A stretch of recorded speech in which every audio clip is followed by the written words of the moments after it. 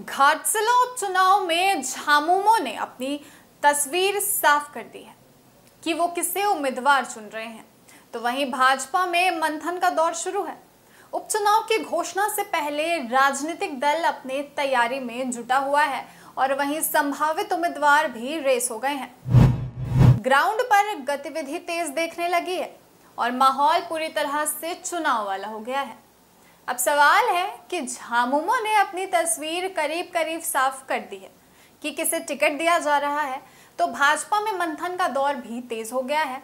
वहीं पूर्व मुख्यमंत्री चंपा सोरेन भी सक्रिय रूप से घाटशिला में संगठन को धार देने में लग गए हैं।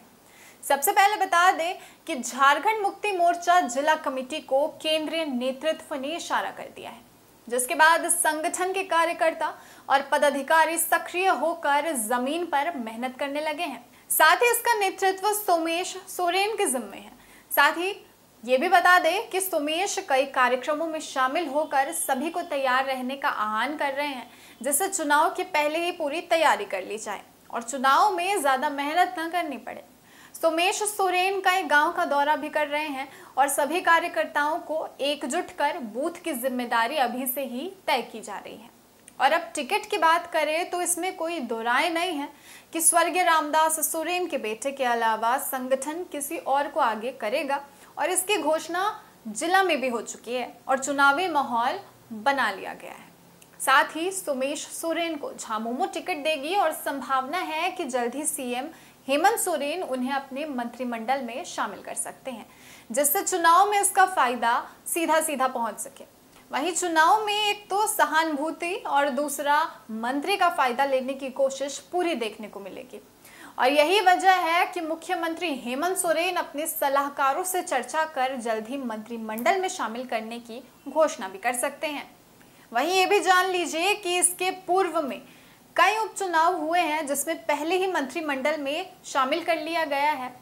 जैसे अगर देखा जाए तो बेबी देवी और हफीजुल हसन इसका सीधा सीधा ताज़ा उदाहरण है, जिसमें दोनों में चुनाव से पहले मंत्री बनाकर झामुमो ने एक बड़ी चाल चली थी, जिसका फायदा भी चुनाव परिणाम में देखने को मिला और चुनाव में बम्पर जीत हासिल हुई। ये कहानी तो झामुमो की हो गई। वहीं अब भाजपा की बात करें तो भाजपा भी अंदर ही अंदर अपनी सभी तैयारियों में जुटा हुआ है।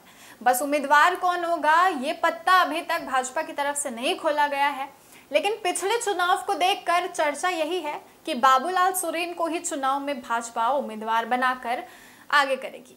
अगर किसी तरह कोई उलटफेर होती है तो ये चुनाव परिणाम के लिए सही नहीं होगा, क्योंकि इस इलाके में भाजपा के साथ साथ चंपाई सोरेन का भी प्रभाव है और चंपाई पहले से ही पूरे विसात इस सीट पर बिछा चुके हैं।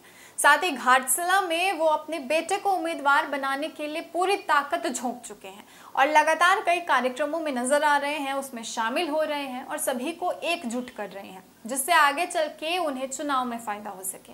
वहीं सभी आदिवासी संगठन के बीच चंपाई सोरेन बैठक भी कर रहे हैं, जिससे चुनाव में सीधा सीधा उनको फायदा पहुंच सकेगा। अब अगर देखें तो संभावना है कि झारखंड में उपचुनाव बिहार चुनाव के साथ ही हो सकता है और चुनाव आयोग भी पूरी तैयारी में नजर आ रहा है और तैयारी पूरी शुरू हो चुकी है।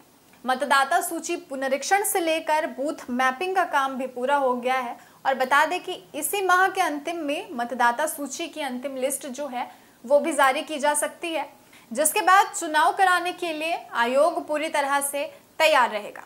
फिलहाल इस खबर में इतना ही। मिलेंगे आपसे अगली खबर के साथ। बने रहिए हमारे चैनल द न्यूज़ पोस्ट के साथ।